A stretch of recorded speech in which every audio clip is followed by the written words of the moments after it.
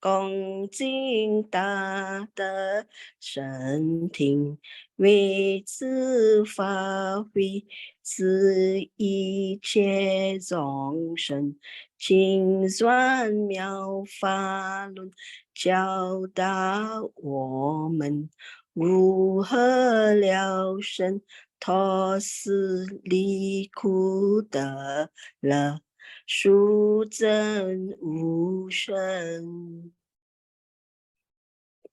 Will the Sangha with great virtue, out of compassion, for the sake of this assembly and all living beings, please turn the wonderful Dharma wheel to teach us how to leave suffering and attain bliss, and end birth and death and quickly realize non-birth.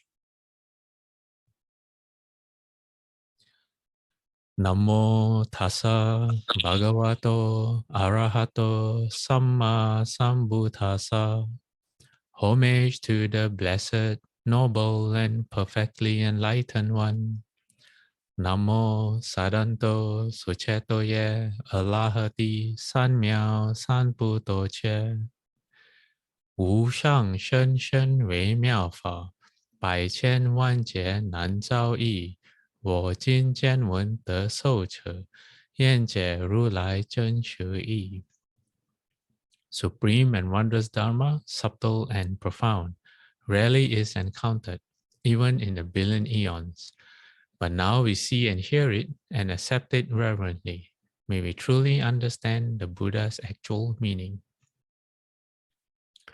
Namo, quelling disasters, lending life, medicine master, Buddha Namo, quelling disasters, lending life, medicine master, Buddha Namo, quelling disasters, lending life, medicine master, Buddha Namo, quelling disasters, lending life, medicine master, Buddha Namo, quelling disasters, lending life, medicine master, Buddha Namo, quelling disasters, lending life, medicine master, Buddha Namo, quelling disasters, lending life, medicine master, Buddha, medicine master does come one, medicine master does come one, medicine master does come one, medicine master does come one. Buddhas, Bodhisattvas, Rainbow Master, and all good knowing advisors, welcome back. We are on class 108. 108 is an auspicious number, or actually it's a meaning. Okay, I'm not sure if it's auspicious, but it's a meaningful number in Buddhism. So yes, we are on class 108. So today we're going to continue with the Brahma Viharas, and then we're going to move on to the first one, loving kindness or metta. But as usual, before we proceed, does anyone have any questions? I know there's going to be a question regarding chant meditation. And just let me make it clear, the questions do not have to be related to whatever topic that we happen to be on.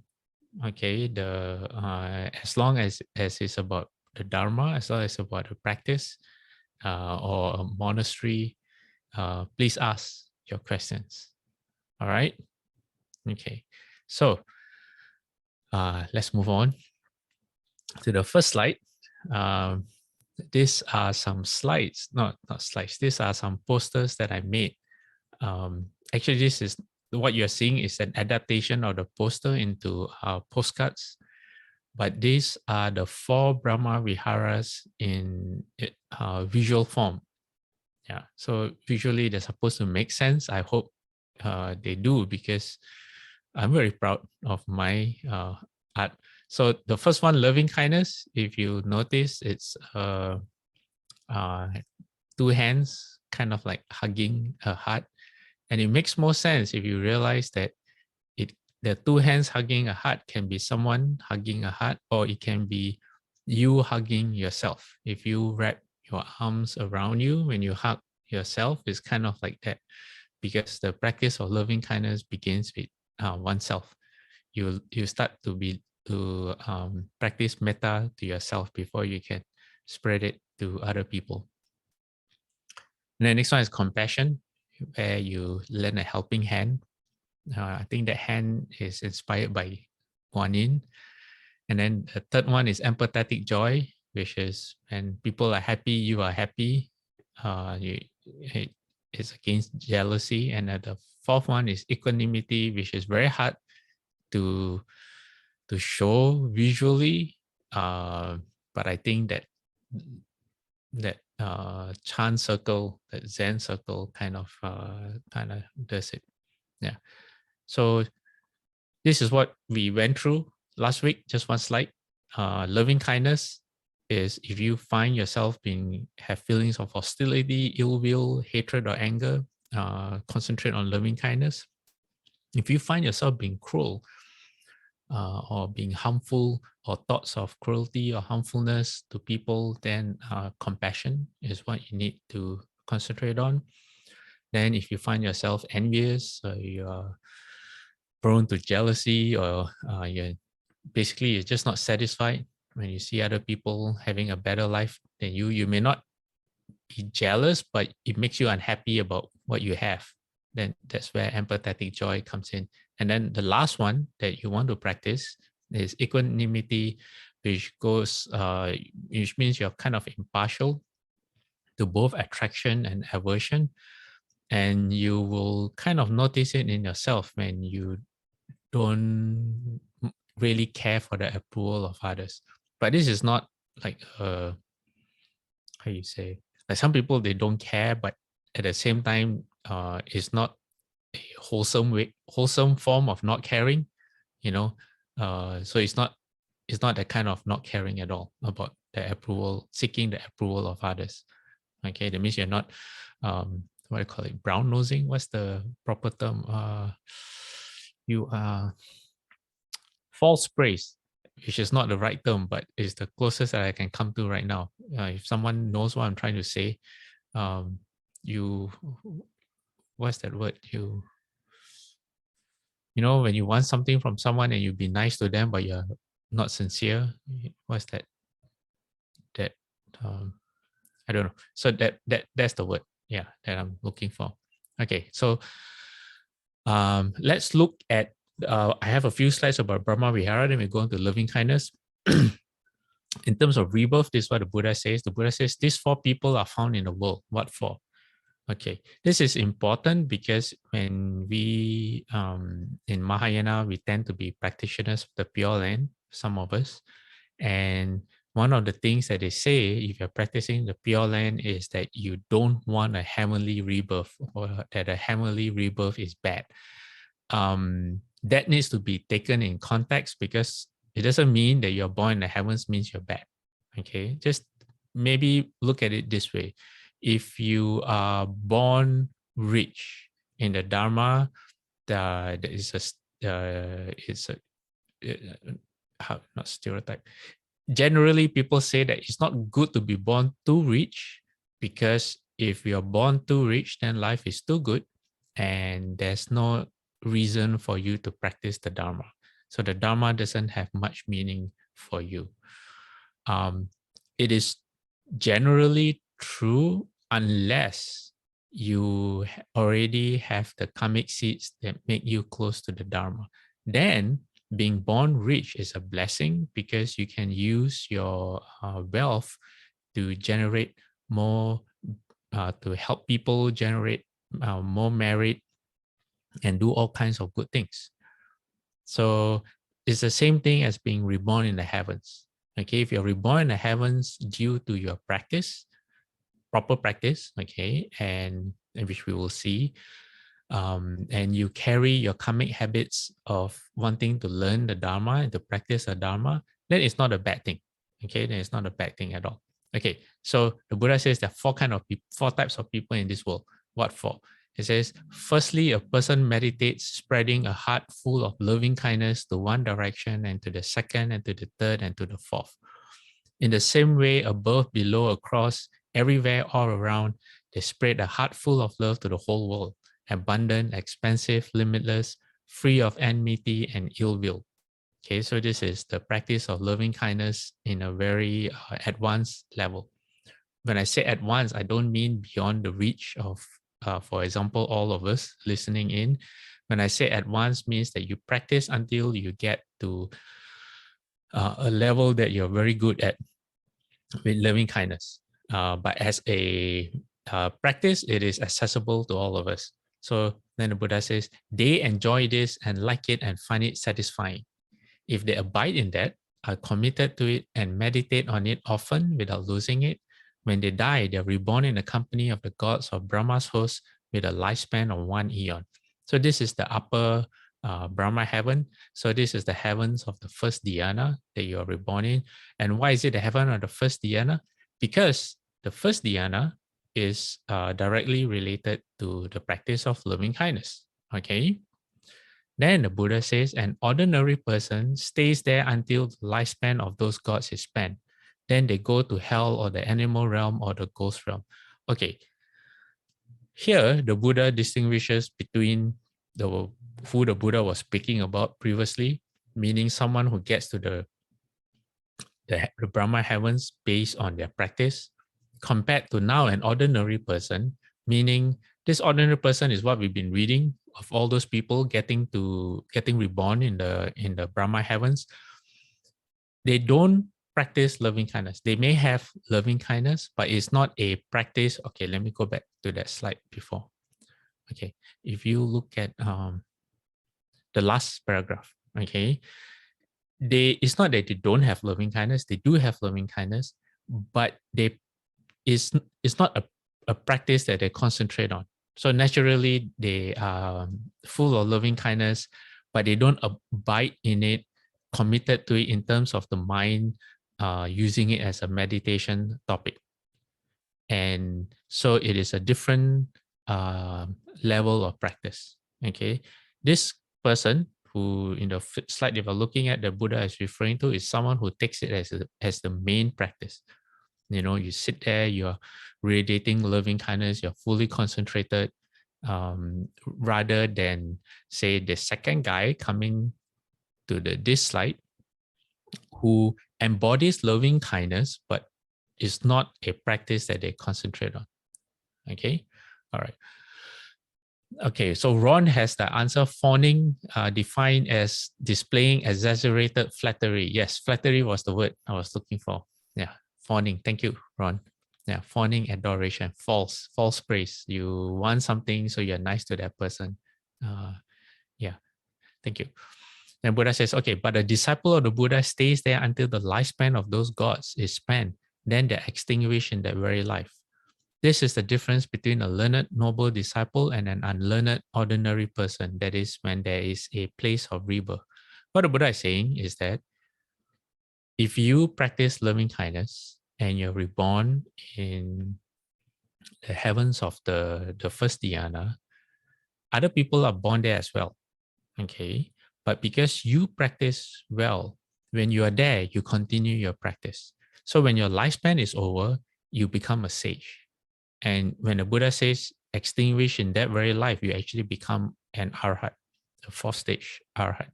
Whereas those who don't practice when they're there and they did not get there because of their practice, so meaning that their habits, they don't have habits of practicing that they carry with them. So what happens is when their lifespan finishes, then whatever karma karmic seeds that they have done before will come, and that may mean it does not always mean they fall to those 3 lower realms, but there's a strong likelihood that they may. That's the difference between being born there through practice or be born there through just a lifestyle kind of thing. All right. Okay. Moving on, then the Buddha says, furthermore, a person meditates spreading a heart full of compassion, empathetic joy, equanimity to the 4 directions, above, below. So if you remember from last week, loving kindness, you need loving kindness to get to the first dhyana. And then compassion and empathetic joy will get you to the 2nd and 3rd dhyanas when you combine with loving kindness. And then to get to the 4th dhyana, you need equanimity. Okay, so which is why in the 2nd paragraph, the Buddha says when they die, they are reborn with the gods of streaming radiance with a lifespan of 2 eons. This is the heaven of the 2nd dhyanas. And then they are reborn in the company of the gods, replete with glory with a lifespan of 4 eons. This is the, and then 3rd, and then finally the 4th, Brahma, 4th, the Brahma heavens of the 4th dhyana. Which is where they get a lifespan of 500 eons. Again, the difference is that an ordinary person stays there, and then when their lifespan is spent, they fall. So in the case of Baka, which we finished the story last week, Baka fell from the highest 4th dhyana heaven to the 3rd, to the 2nd, and to the 1st, where the Buddha went to teach him. But a disciple of the Buddha stays there until the lifespan of those gods is spent. Then they're extinguished in that very life. So sometimes there are sages, like for example, 1st level Arhat stream enterers that get reborn in the Brahma heavens. Brahma Sahampati, who requested the Buddha to teach the Dharma, he was, I think, a stream enterer, 1st stage Arhat. Sometimes they listen to the Buddha's teachings and then they become sages while they are in the heavens themselves. So it's not fixed. Yeah. Okay, so that's the benefit of practicing the Brahma Viharas. Okay, and now we come to loving kindness, the Buddha's words on loving kindness. Let me find the recording. And then I will play it, and then we can you can read. What did my... Okay, just give me a second, my window. All right, let me make sure I can share the sound. Share sound. Okay, tell me if you can hear this. This is what should be done. Okay, could you all hear that? Yes, Pastor. Thank you. Okay, was it loud enough? Yes. Okay, great, thanks. Okay, so I'm going to put my palms together because this is a sutra. This sutra or sutta, the Buddha's words on loving kindness, is I don't know if they recite it every day, but I think they do. But definitely when they have Dharma talks, like when the Abhayagiri monks come to Berkeley Monastery, they usually recite this. I think they recite it every day, yeah, because it's part of the practice. Okay, so I'm going to begin now and mute myself. This is what should be done by one who is skilled in goodness and who knows the path of peace. Let them be able and upright, straightforward and gentle in speech, humble and not conceited, contented and easily satisfied, unburdened with duties, and frugal in their ways, peaceful and calm, and wise and skillful, not proud and demanding in nature. Let them not do the slightest thing that the wise would later reprove, wishing in gladness and in safety.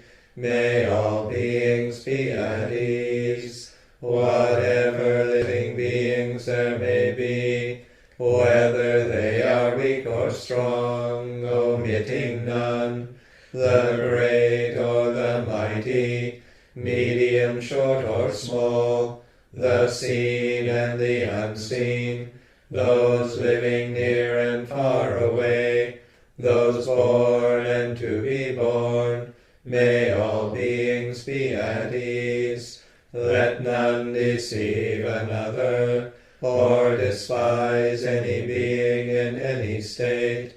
Let none through anger or ill will wish harm upon another, even as a mother protects with her life her child, her only child, so with a boundless heart should one cherish all living beings, radiating kindness over the entire world, spreading upwards to the skies and downwards to the depths, outwards and unbounded, free from hatred and ill will, whether standing or walking, seated or lying down, free from drowsiness.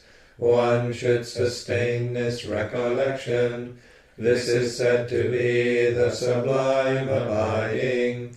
By not holding to fixed views, the pure-hearted one, having clarity of vision, being freed from all sense desires, is not born again into this world. Wasn't that great? What a way to start the day. Okay. Does anyone have any questions or anything they want to bring up about this Buddha's words on loving kindness?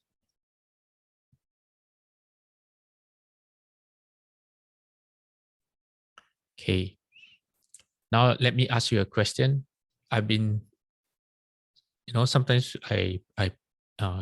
I bring up generosity and I praise generosity according to the Buddha's teachings and how generosity is such a great practice.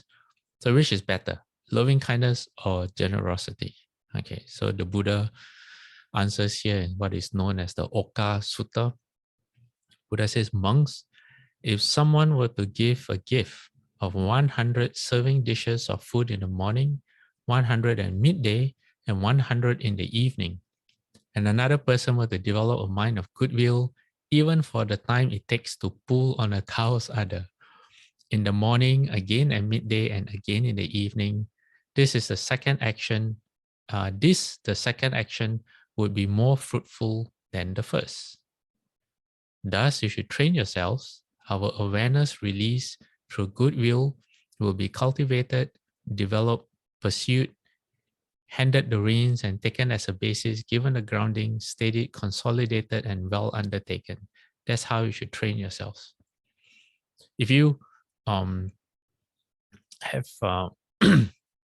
been following along the classes, you realize that one way to understand this is that the first one, okay, although it's something physical and you're actually helping a lot of people by giving 100 dishes of food morning, midday, and evening, so you're feeding 300 people every day, compared to just an effort of the mind. Why is there such a difference? Well, the feeding of the people will get you to within the 6 desire heavens. All right. Whereas just by practicing goodwill, it opens the door to be reborn in the Brahma heavens, which is in the formless realm. That's higher. Okay. Then, so that's the kind of like the difference between like blessings and merit right there, Okay, then the Buddha continues, says, because whatever grounds there are for making merit productive of future birth, all these do not equal the 16th path of the mind release of loving kindness. Yes, Ron, you have a question? Yes, for sure. Yes. Sorry to interrupt you. No, but, go ahead. Generosity, I think that you were saying, you're saying that loving kindness is slightly better than, or not slightly better, but it's better than generosity.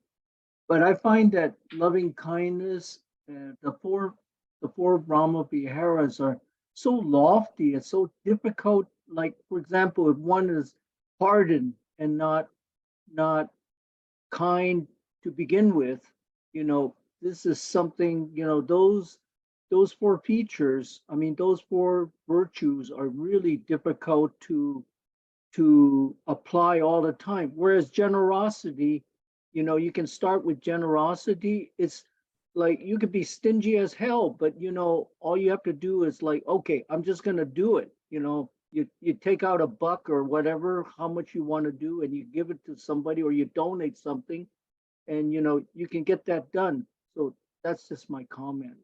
I mean, I wish I could somehow find a way to get loving kindness right away, but it's not that easy. Okay. Thanks, Ron, for sharing that. I think everyone is different. Some people might say the opposite of what you just said, which is it's easy to wish happiness for yourself. I mean, everyone wants themselves to be happy, and say a very, for example, a very hardened convict. That let me get my thoughts organized. I have read before of prison programs where they allow the prisoners to hardened convicts to interact with kittens or with puppies.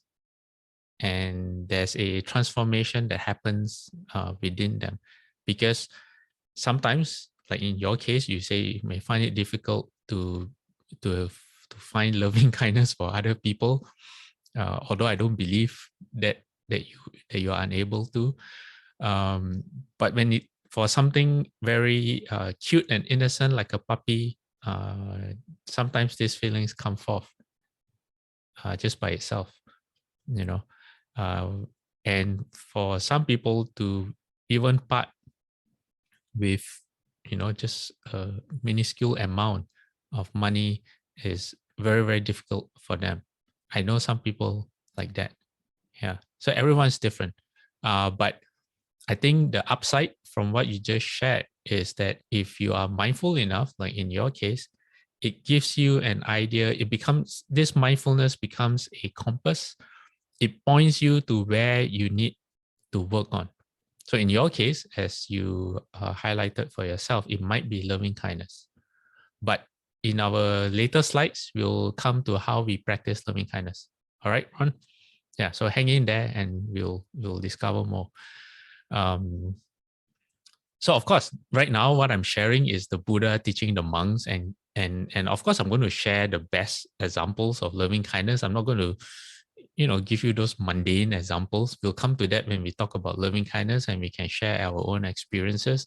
But from the Dharma's perspective, I want to impress you all about where loving kindness can bring you. So of course, it's going to be very advanced or impressive levels of loving kindness.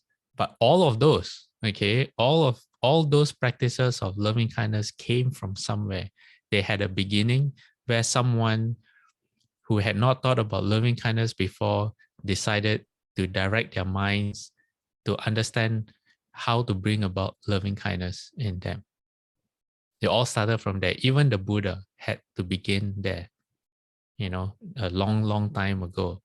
So loving kindness is a practice, which means just like any other practice, the more you do it, the better it is. If you never try, then you will never know. All right. Okay. Then, Ron's question, I will come to towards the end. And Ron has another question. So the Buddha says, the mind release of loving kindness surpasses them and shines forth bright and brilliant.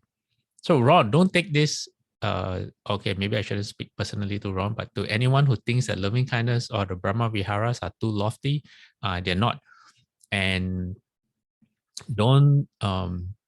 This should be inspirational rather than setting a bar too high. Okay, it shouldn't be seen as the Buddha setting a bar which is very high, but it should be seen as the Buddha trying to inspire us to discover our potential. The Buddha is showing us our potential. Basically, he said, you too can be like this, but you have to start somewhere. Okay. And recognizing that you either have or you don't have loving kindness, that's how you start. So Buddha says, just as the radiance of all the stars does not equal a 16th part of the moon's radiance, but the moon's radiance surpasses them and shines forth bright and brilliant, even so, whatever grounds there are for making merit productive of a future birth, all these do not equal a 16th part of the mind release of loving kindness. And then the Buddha gives a few more examples.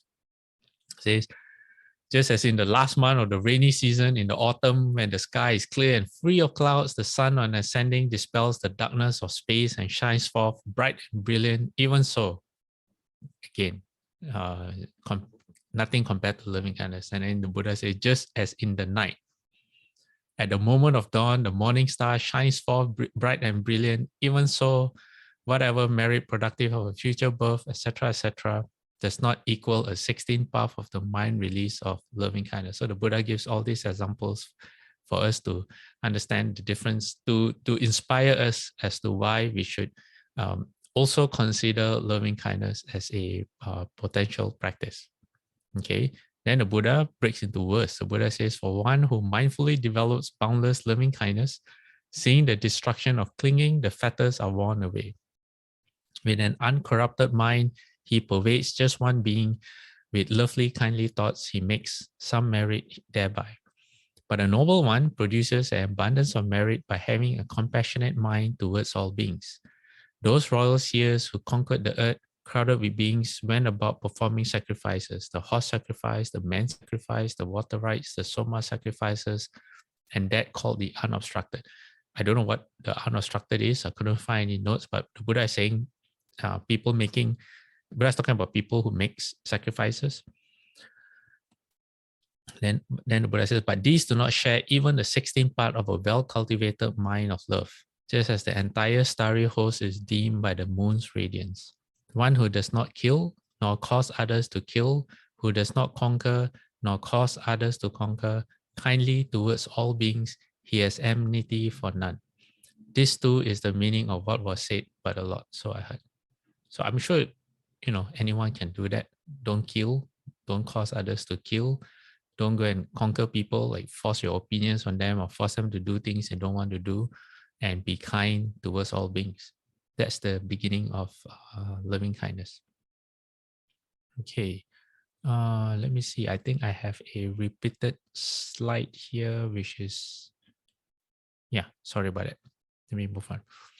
Okay, Buddha says there are 11 benefits to the practicing of loving kindness. Okay, so I didn't list, I didn't put numbers to them. So you have fingers, you can use your fingers and your toes to see if they're really 11. Okay, Buddha says, monks, for one whose awareness released through goodwill is cultivated, developed, pursued, handed the reins and taken as a basis, given a grounding, steadied, consolidated, and well undertaken, 11 benefits can be expected. What are the 11? One sleeps easily, wakes easily, dreams no evil dreams. One is dear to human beings, dear to non-human beings. The devas protect one. Neither fire, poison, nor weapons can touch one. One's mind gains concentration quickly. One's complexion is bright. One dies unconfused, and if penetrating no higher, is headed for the Brahma worlds. So at very least, you get reborn in the Brahma worlds, if not higher. There's another version of this sutra, and it says not only do you wake easily, but when you wake up, you are happy. You wake up happily. Yeah. Okay. So after this, I was going to go to the to Guanyin, but I found I just maybe a few hours today before class, I found this interesting sutra. Okay, so last week I talked about how loving kindness is the only so-called weapon that monks can have, and how Heng Chao or Marty Verhoeven on the 3 steps 1 bow, he packed an axe for self-defense. And Shofu told him, no, you the only weapon you can have is loving kindness. So there is this sutta. Let me change the slide. It's called the Ahina Sutta, or snakes.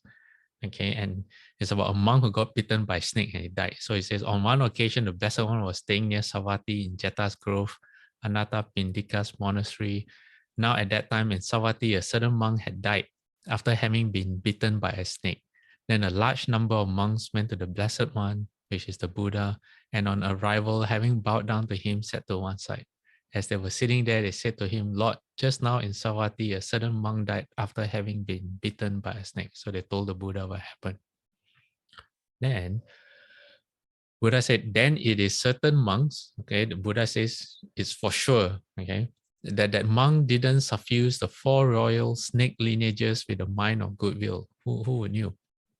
For if he had suffused the 4 royal snake lineages with the mind of goodwill, he would not have died after having been bitten by a snake. So I'm not too clear.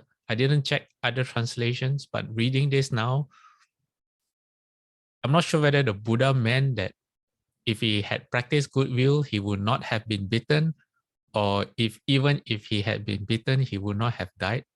I'm not quite sure. It's a bit ambiguous.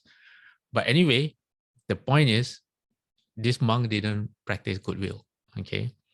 So then the Buddha talks about the 4 royal snake lineages, and he names them. The first one is the Virupaka. The Virupaka is actually the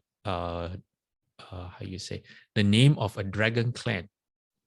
So it is interesting because throughout the sutras, there are some. This is known as a parita, which is a protective chant. It's like it's like our mantras, where you use the protective charm or mantra to protect yourself.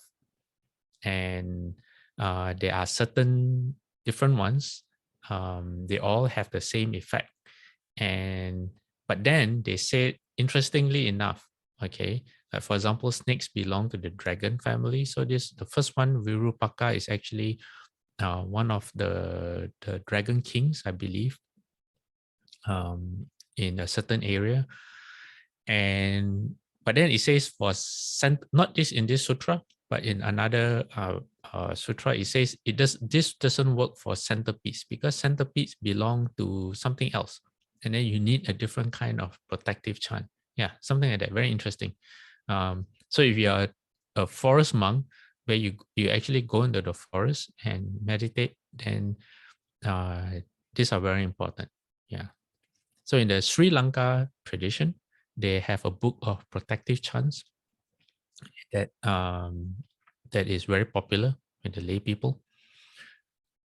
So the Buddha says it's certain that monk didn't suffuse these 4 royal snake lineages with the mind of goodwill. For if he had suffused these 4 royal snake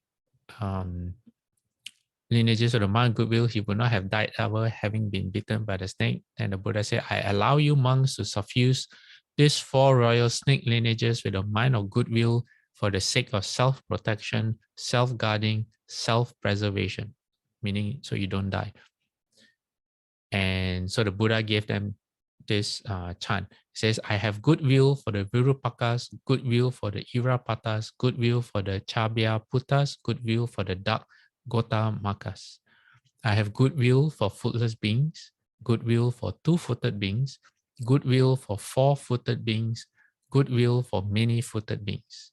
May footless beings do me no harm. May 2-footed beings do me no harm. May 4-footed beings do me no harm. May many-footed beings do me no harm. May all creatures, all breathing things, all beings, each and every one, meet with good fortune. May none of them come to any evil. Limitless is the Buddha, limitless the Dharma, limitless the Sangha. And to make sense of this sentence, there should be a but or however. There is a limit to creeping things, snakes, scorpions, centipedes, spiders, lizards, and rats. I have made this safeguard, I have made this protection. May the beings depart. I pay homage to the Blessed One, homage to the 7 rightly self-awakened ones.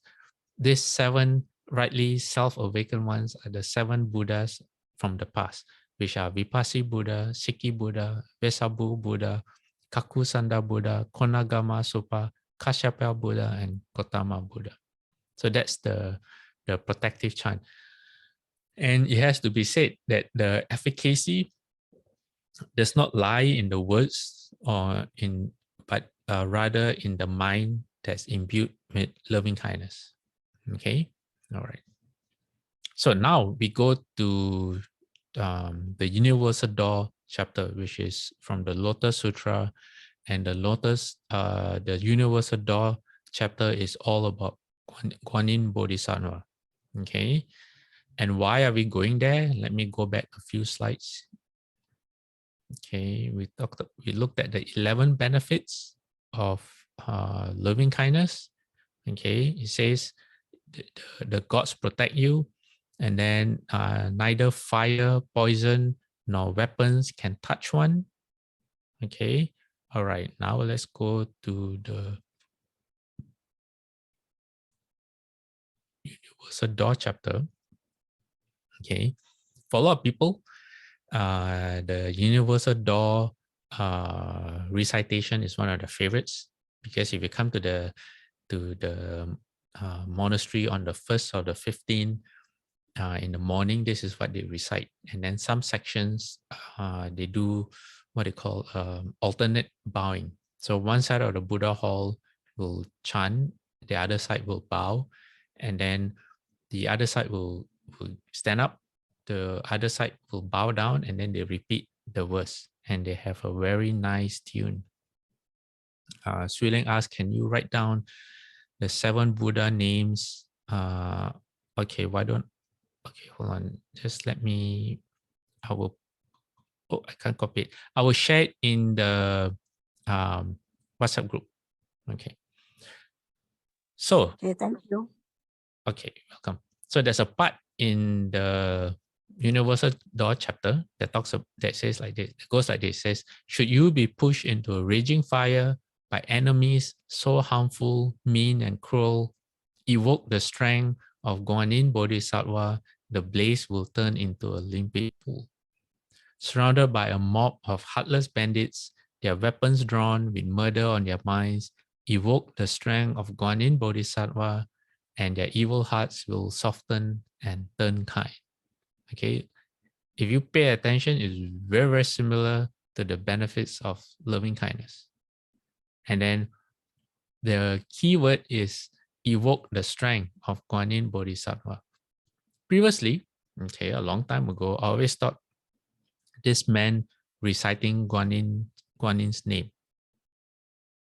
So I'm not sure how many of you will agree with me that what does evoke mean? Does it mean reciting the name of Guanyin? Does reciting the name of Guanyin evoke the strength? Okay, so keep that in mind.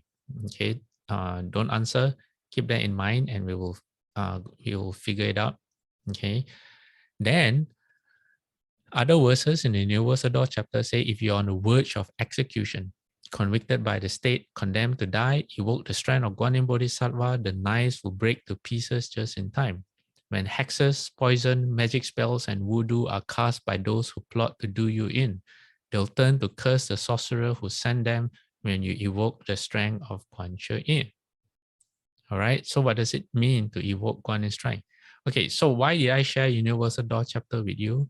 Well, because for us in the Mahayana practice of Buddhism, Guanyin Bodhisattva is a main figure, and we rely on Guanyin a lot when we face difficulties in our practice. So for us to understand how to evoke Guanyin's name, first, if we understand the practice of loving kindness, then it makes a lot of sense. Okay, because why? It's very, very similar. When the Buddha talked about the benefits of loving kindness, basically, if you are very good at the practice of loving kindness, you don't really need to evoke Guanyin Bodhisattva because you already have the benefits of evoking Guanyin's name. Are they the same? Right? Okay, so let's understand what does invoking mean? All right, what does evoke Guanyin strength mean? By looking at Bodhidharma, who was the first patriarch of China. I think he was number 26 patriarch in India. Then he went to China. This is what Bodhidharma has to say. It says, if you're going to invoke the Buddha, okay, it talks about the Buddha because it's talking about Pure Land practice, but it's the same thing, same principle. Bodhidharma says you have to do it right. Unless you understand what invoking means, you do it wrong. And if you do it wrong, you never go anywhere. Buddha means awareness. So we can just substitute Buddha for Guanyin Bodhisattva here. The awareness of body and mind that prevents evil from arising in either.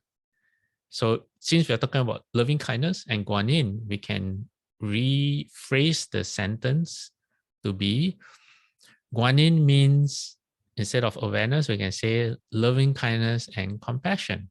The loving kindness and compassion of body and mind that prevents evil from arising in either. So you can say the loving kindness of ourselves and other living beings, all right, that prevents evil from arising. That makes sense too, right?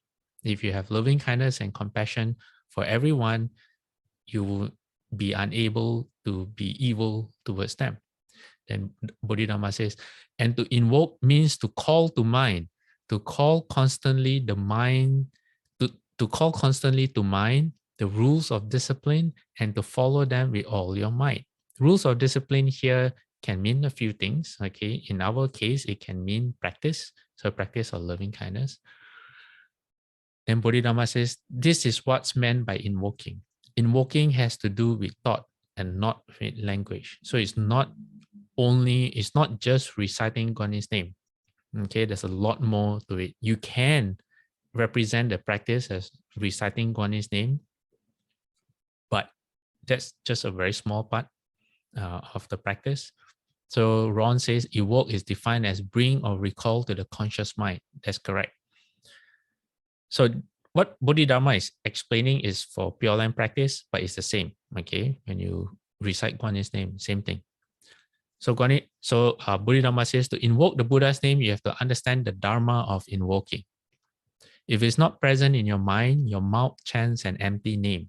As long as you are troubled by the three poisons or by thoughts of yourself, your deluded mind will keep you from seeing the Buddha and you only waste your effort.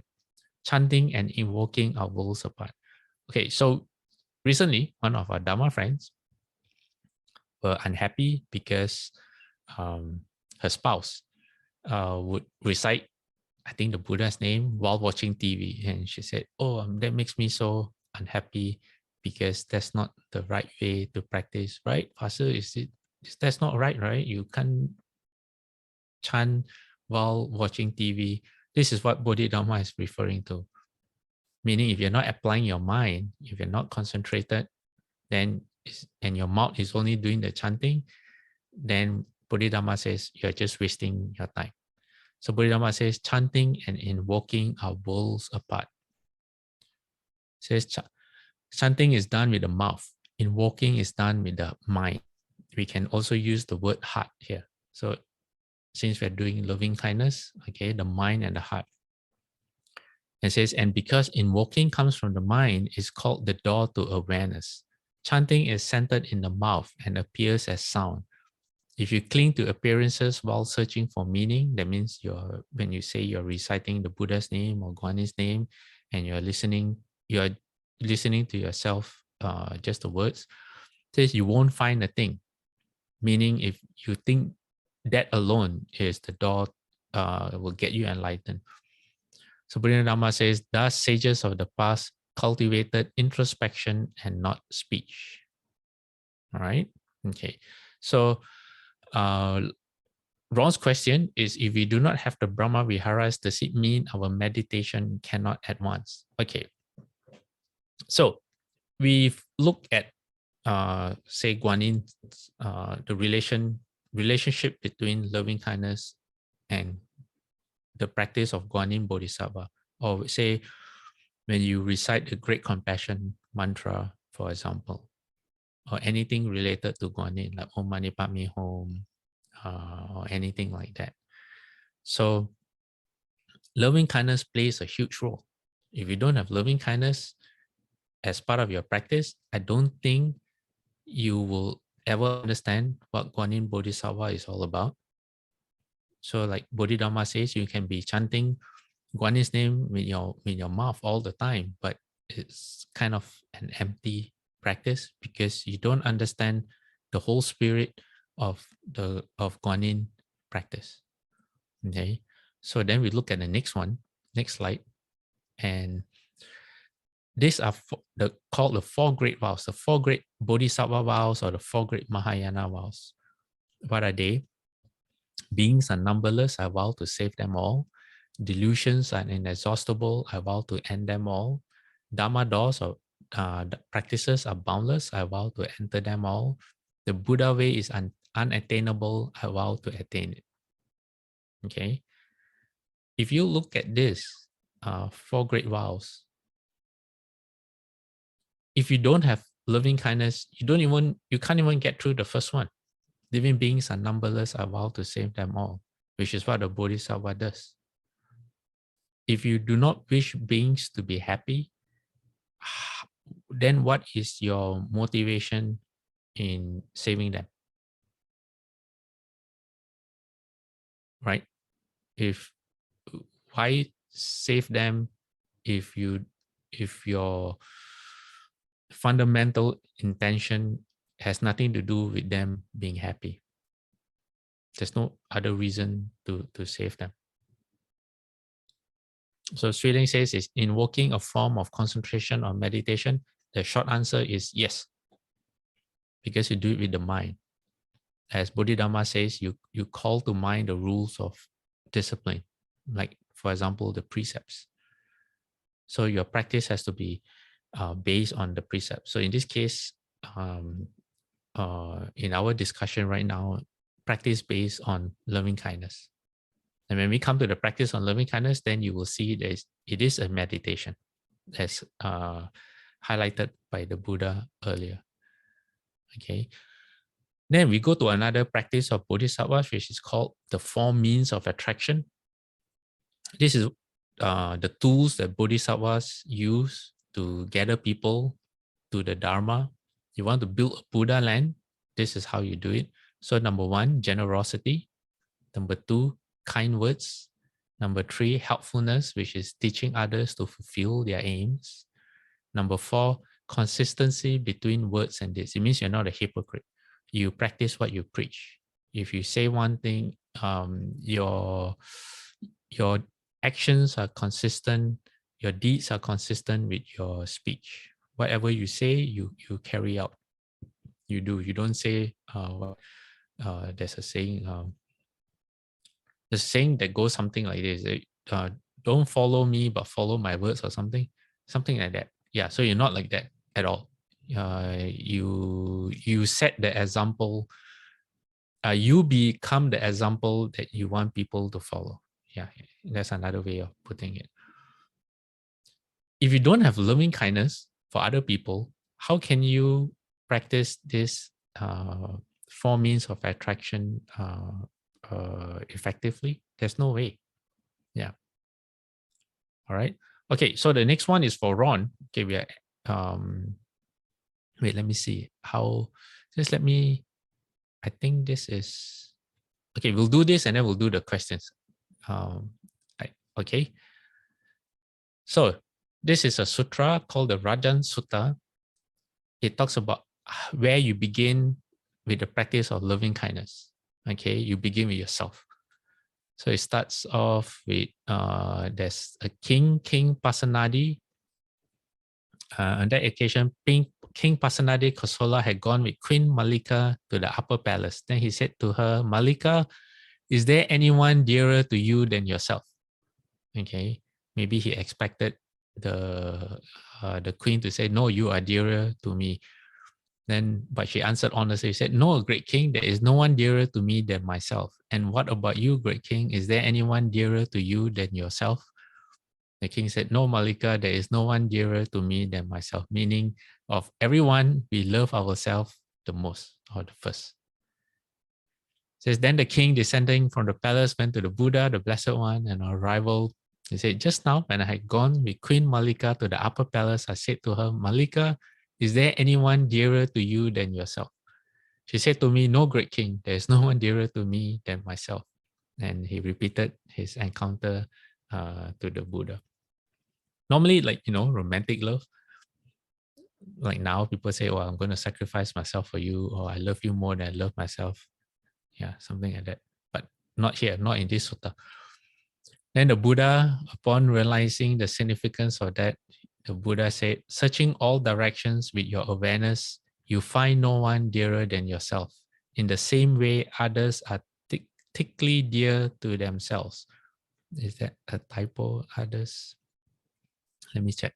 And yeah, it's correct. Thickly dear to themselves. So you shouldn't hurt others if you love yourself. See the logic of the Buddha? Says just in the same way as, everyone takes care of themselves. If everyone takes care of themselves, then no one should hurt anyone else. Because if you love yourself, so do other people love themselves, right? It's a logic that you cannot fault. All right. So let me see what's the next slide. The next slide is empty, sorry. Okay, yeah, we'll just stop there for today. Okay, and then Prashna or Sri Ling, do you want to ask your question?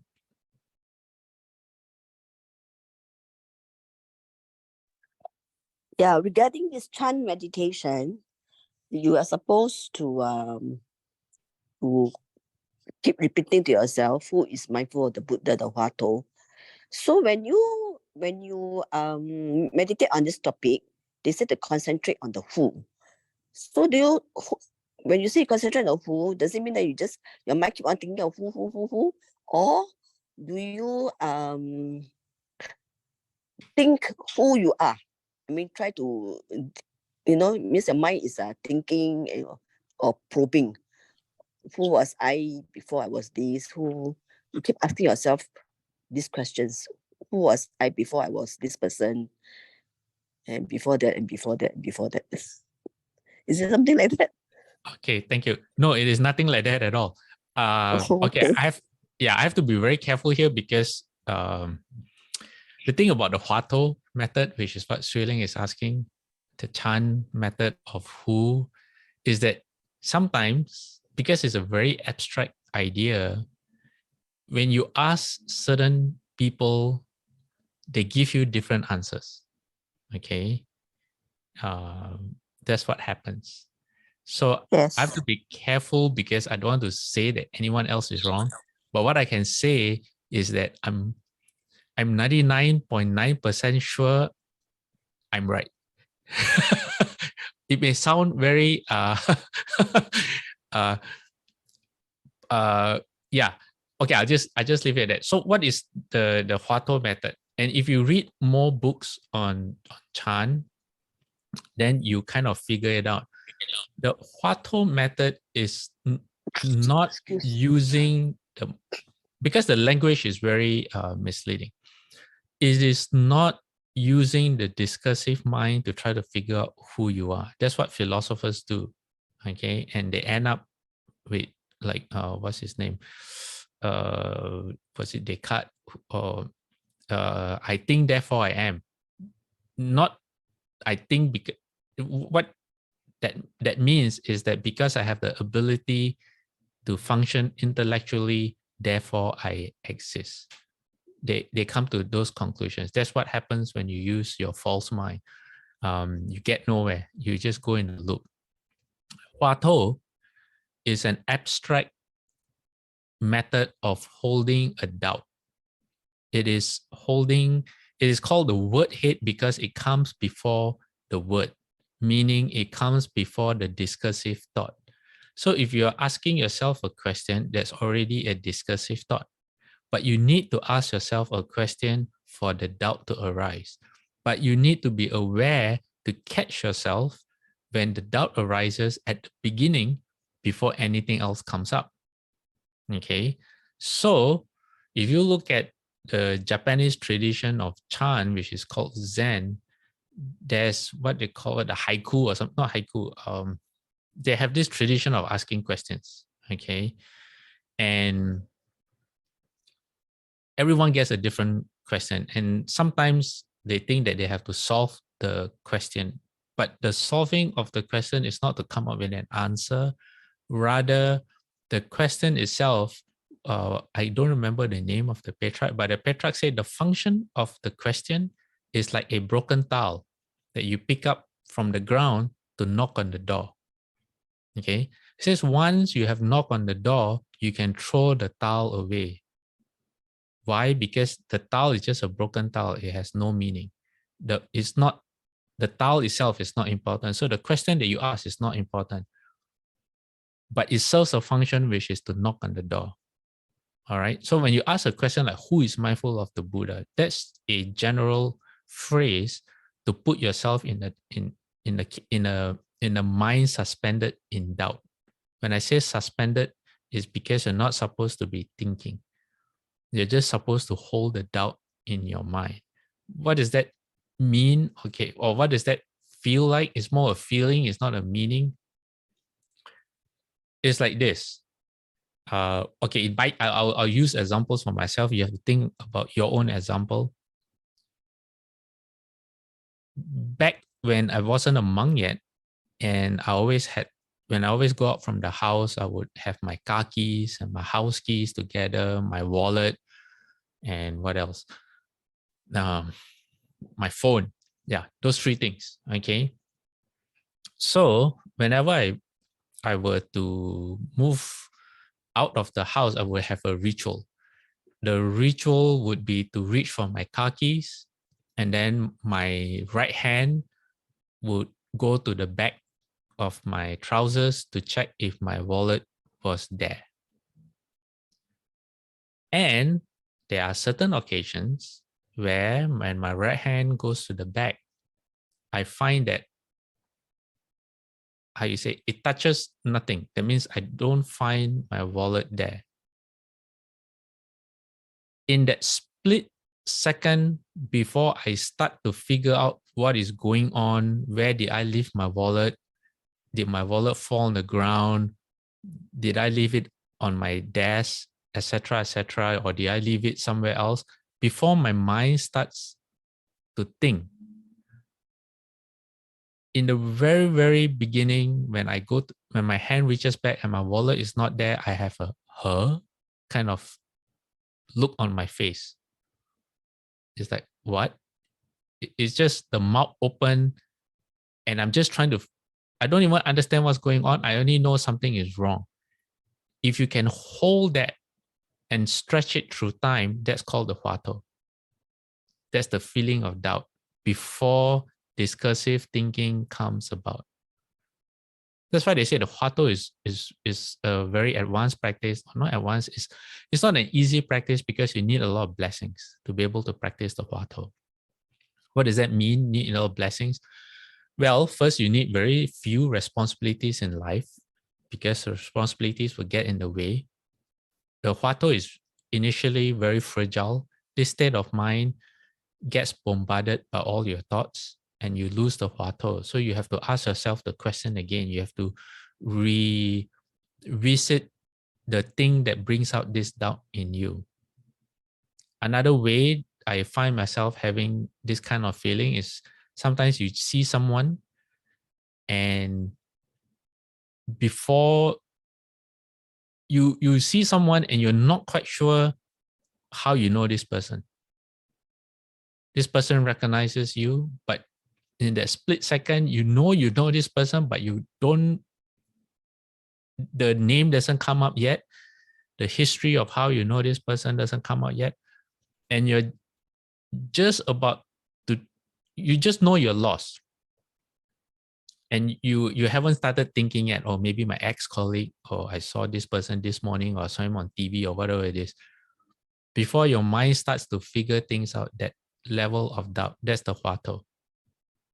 So it's very abstract. It doesn't rely on words. It doesn't rely on, it's why they call it the word head. And that's why they say that it's like a broken tile. The question that you ask yourself to bring the huato to the fore of your mind is like a broken tile. The question is not important. Who is mindful of the Buddha? That's not important. So you don't repeat who like an owl. No. You know, it's not a mantra. It's not a chant that you repeat. It's just a way you hold your mind in suspended animation and don't let it stray into thoughts. That's chant. That's dhyana. No, that's not chant yet. Sorry, that's not chant yet. That's the beginning of how you can get to chant. Yeah, and from loving kindness, if you don't have loving kindness, you can forget about getting any progress from your huato, because you're never going to get into chant or to dhyana. So Ron's question about does it mean our meditation cannot advance? You can develop concentration, but it won't be on the right foundation. So you may have momentary concentration, but it's not something that you can depend on, like how we read just now. The Buddha said, develop to the point where when you die, your mind abides in loving kindness. That's what you want, the kind of concentration. So to maintain that level of dhyana, loving kindness is very, very important. Vital. Is vital. Okay, so Sri Ling, the huato, if you read enough books, they will all collaborate. I'm very, very confident they all will collaborate with my idea. Someone may give you another idea that makes more sense. If it makes more sense, then you can follow that. But the method that I use for myself, that I find to be consistent with what the Chan masters have described, is it is a non-thought that is very, very similar in feeling to a doubt, but it is not a doubt that is based on discursive thought that you are thinking about, but it is the very first moment of doubt that appears. And you can, if you know what I'm talking about, you can catch that and you can hold it. So I remember when I was young, without electronic games, there was sometimes games where there's like a maze, plastic maze, and there's a little metal ball in the maze, and then you just have to manipulate the thing for the ball to go to the middle of the maze, and in the middle of the maze there's like a little indentation, a little hole where the ball can, once the ball reaches that hole, it stays in that hole. The huato does that to your mind. It gives your mind a place to rest. And then when you add the fourth dimension of time, you are able to move through time with the mind unmoving in that indentation for the metal ball, if that makes sense. But to hold it there, if you are just a beginner, or you have a lot of responsibilities in life, or you don't have the practice of loving kindness, what happens then? Any other thought that comes by, like you're hungry, or you have to pay the bills, you have to go to work, or your phone is ringing, or you have to check your messages or emails or whatever it is, it's like that toy, and you nudge the toy or you flick the toy, and any small movement will make that metal ball bearing come out from that little indentation, and you have to start all over again.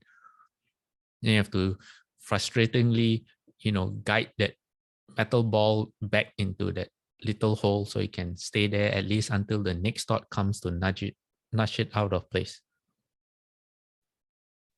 All right. So huato is you ask yourself a question, or you put yourself in the situation where, just like in my case, wallet is missing.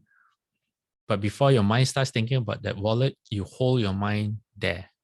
Is that feeling of the mouth slightly open, the head not straight but slightly tilted, like maybe, like 10 degrees, mouth open, and you're just a look of confusion on your face before you even know what's going on. It's just I can't show you my face right now, but that mouth open, the stupid look on your face, when that happens, that's huato. Yeah, of course, you don't meditate with your mouth open and your head slightly tilted, but your mind, that's where the space for your mind, that's where you hold your mind at.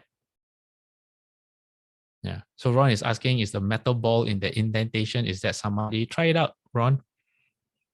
Come up with your own metaphor.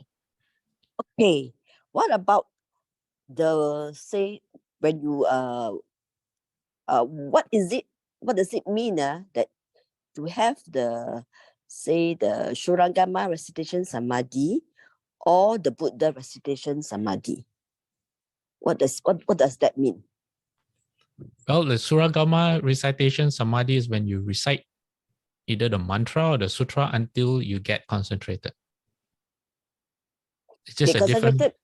Meaning that you can concentrated means what? What do you mean by concentrated? Concentrated means you're not thinking about anything else. You're single-minded. Oh, except okay, and then that means you can hold the mantra in your mind. Okay, for everyone, okay, for different people, it will be different, and there are different stages to the concentration.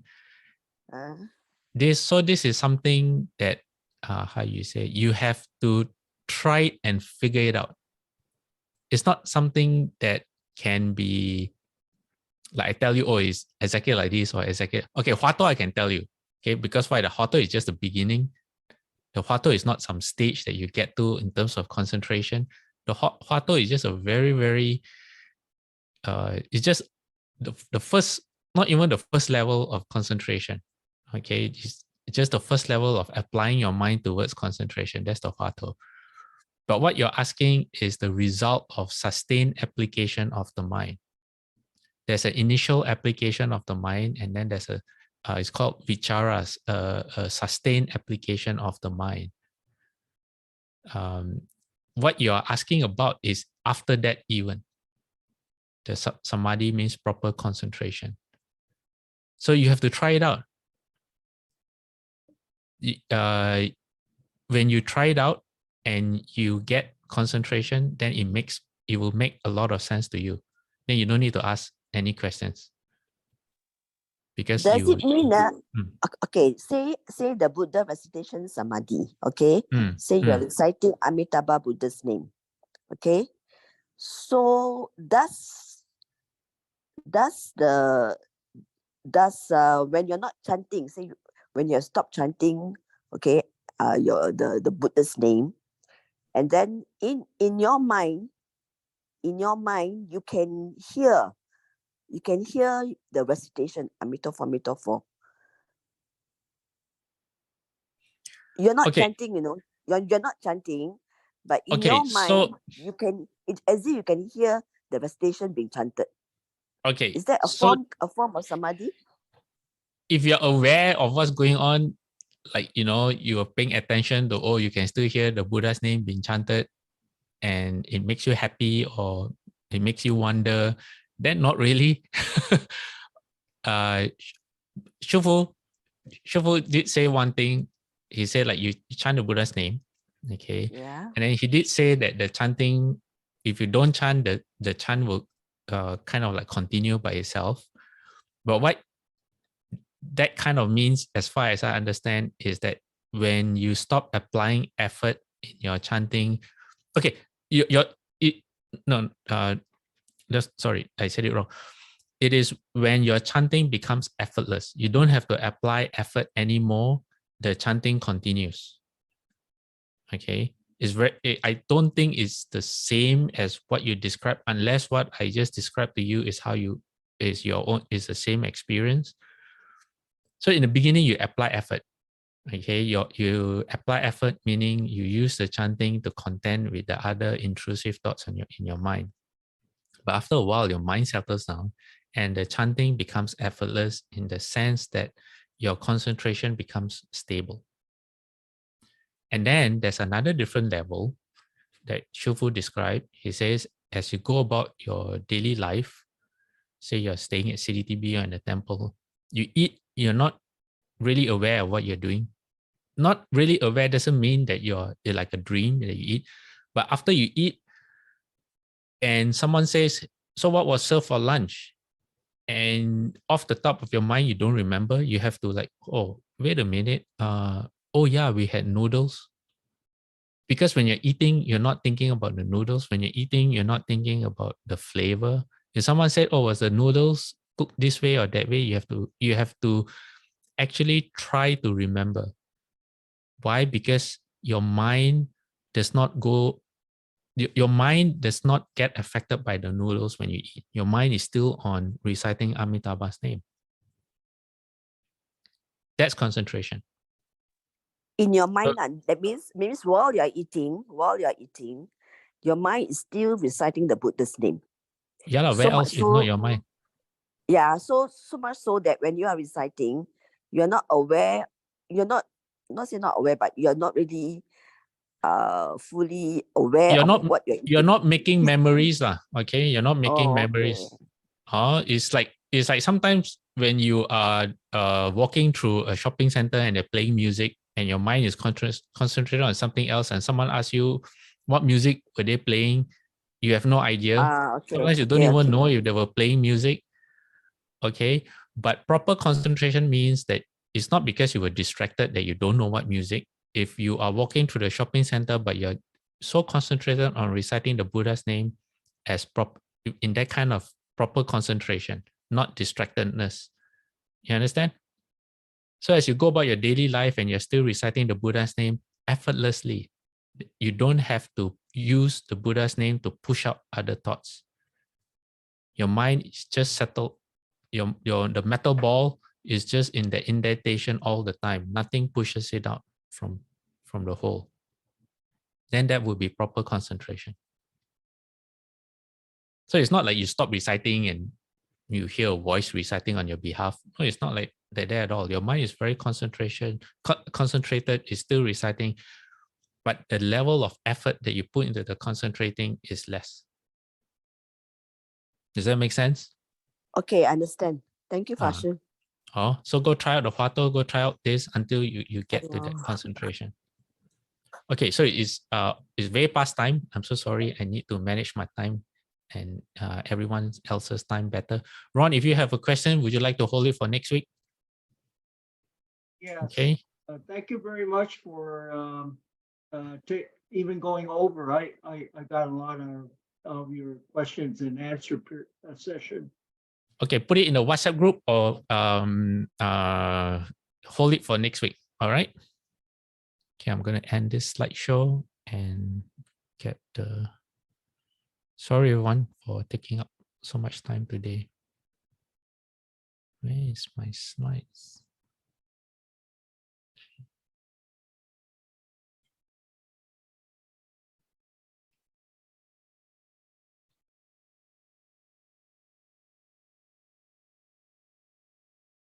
Okay, may every living being, our minds as one and radiant with light, share the fruits of peace with hearts of goodness, luminous and bright. If people hear and see how hands and hearts can find in giving unity, may our minds awake to great compassion, wisdom, and to joy. May kindness find reward.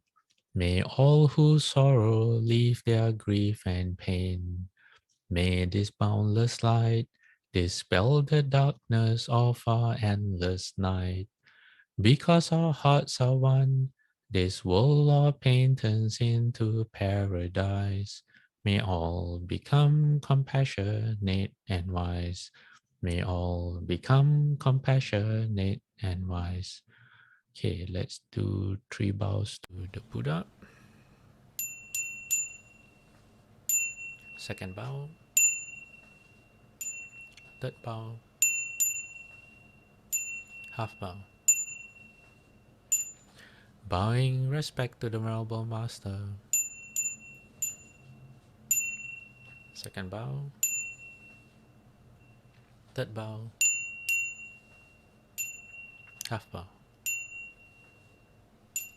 Okay, everyone, we'll see you tomorrow, next week. Okay, Thank you, Fashion.